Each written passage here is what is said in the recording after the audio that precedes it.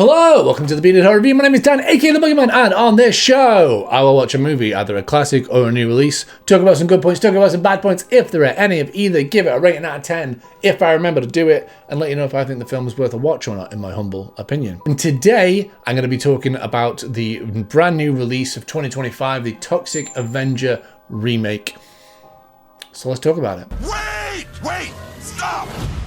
We'll get to all of that. Before we carry on, guys, I'm going to say this film came out yesterday as of recording here in the UK.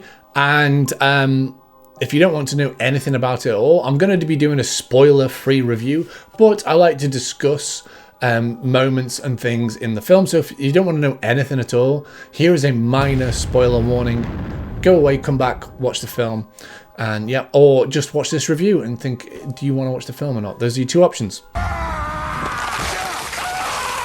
So, Toxic Avenger is a remake of a trauma film. I mean, I'm even wearing my Toxic Avenger hoodie. I absolutely love the original series. I think it's funny as hell. I even had the Toxic Crusader toys from the TV show, the cartoon. I watched that when I was a kid and I loved it. But yeah, so this is a remake of that film series. It's starring Peter Dinklage and Luisa Guerrera as Toxie. I feel like I need to say that because Luisa Guerrera plays the body of Toxie and Peter Dinklage plays the voice. And also plays Winston, who is a janitor who, through a series of events and bad luck, while he is working for this pharmaceutical company, ends up getting toxied and becomes the Toxic Avenger and decides to go on a kind of crusade, if you will, against this pharmaceutical company that has done him and everyone else wrong. You haven't killed anyone else, have you? See, when you say, self-defense. And it is violent and full of comedy and balls to the wall, just unapologetically, just over the top. I fucking loved it. I absolutely loved this film. This is what I've been talking about when I've been saying, as long as a film is entertaining, it doesn't matter that much. This is just an old school, entertaining film. It is funny, it is gory, it is clever, it is dumb, it is everything that I wanted this film to be. When I saw the trailer, I was a little bit hesitant. I mean, I thought it looked kind of cool, but I did see like the CGI kind of effects in there, and I was a bit like, oh, how can you do Toxie and stuff as well? The original was so kind of iconic, but also kind of controversial, and this one, it's the same. It is so well done. He's an ugly son of a bitch, though. It is a remake, yes, but it's done the right way, making it its own thing. It has little visual nods and things to the original, but it's not trying to remake the original. It is its own film. You can watch the original and have that experience, and then watch this and have this experience. Yeah, it's great. I really, really love this film. Like I said, it takes that balance of just fun, kind of what people would probably consider, you know, more tongue-in-cheek, offensive humor, but it's not. It's not offensive, really. It just kind of is just having fun with itself. It's got so many slapstick moments and visual gags, and also, you know, audible gags, and it is. There's a lot of swearing and a lot of violence, but because it's so over the top, everything in it is over the top. Absolutely everything. It works. It works really well. And there is another thing in this film that makes it work great, and that is Peter Dinklage's character's Winston. He's a stepdad to this young kid who, you know, he married a woman and she passed away, and now, you know, he's looking after this kid, and this kid has got anxiety and obviously does, you know, he's not having a good time. His mum passed away. He's with a stepdad. You know, he's not doing great. But hey, what makes it good is Peter Dinklage's character is a good stepdad. Looks great. I'll just scrape off the black part. That part's pretty good.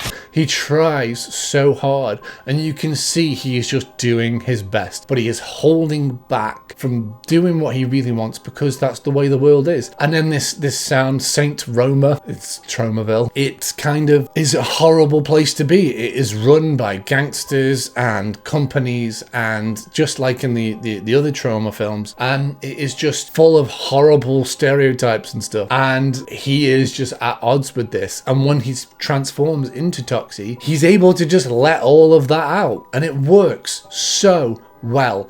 There are so many just gags and moments that are just fun, including I don't want to spoil them for anybody, but there's some great things. They've adapted it for modern audiences. You know, there's a band in there. Elijah Wood in this is actually really fun. Summon the nuts.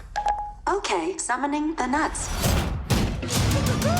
I have come to absolutely love Elijah Wood. He could have gone down a different route after Lord of the Rings, but he has lent into just his passion. He loves horror, he loves comedy, and he has made some great horror films. You know, he did Maniac and Come to Daddy, and he was even in Sin City, and he is kind of, he's now doing this, and it works so well. He has lent into that kind of thing, and this felt just like a throwback film. This felt like an old school, let's just make something awesome film. It didn't feel like it was trying to tick any boxes or pander to anybody. It was trying to tick some more modern kind of tropes and modern kind of issues that we are dealing with. But again, it did them by making fun of them. And it just really did really well. And it reminded me a lot of kind of those, almost in some moments, like films like Scary Movie and Airplane, where it was just wall-to-wall jokes that were just dumb. And I really, really appreciated that. And there is some actual incredible practical effects in this. Like they do a lot of like, you know, CGI stuff as well, which...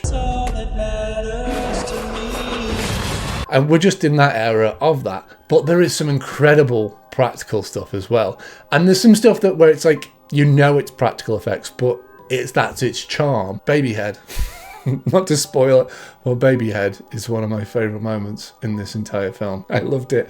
I absolutely loved it. I was laughing all the way through. There was only kind of about a 10-minute moment or so near the end where it started to lose momentum a little bit. But that is comedy films. You can start to lose momentum. But it manages to nail the landing and it works really well. I honestly absolutely love this film, and I think a lot more people need to see it. It was really kind of advertised a lot in America, and I've seen it on like all over social media, especially on Instagram, and people are talking about it. They've been doing kind of promotion and stuff. But over here in the UK, I've even had horror fans go, I didn't even know it was coming. And it's a shame, that is, because I went to see it yesterday at opening day, and it opened in a small theatre. You could only buy tickets 2 days before, which is like really cutting it fine. It wasn't even on the lists of films, and I think it was really kind of unfortunate, because I know, especially after films like The Naked Gun have done really well, people want this kind of comedy and horror. You know, horror has had an amazing year in 2025, and we're only at the end of August, and there's a few more to come, and I think we've still got a few more great horror films in us.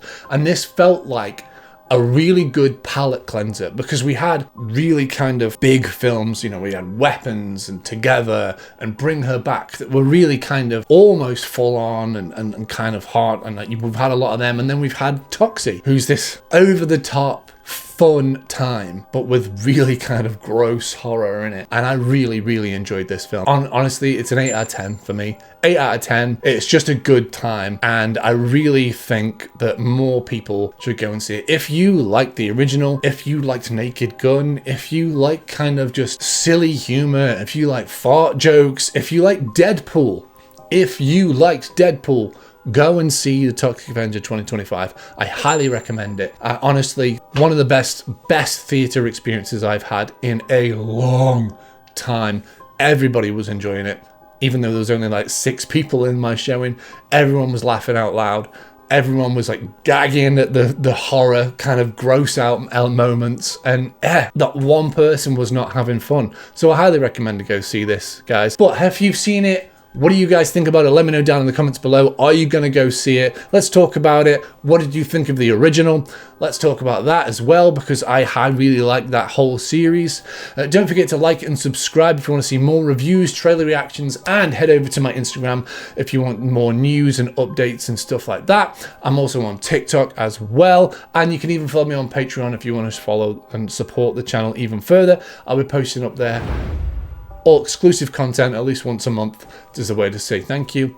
And until the next time, guys, happy watching.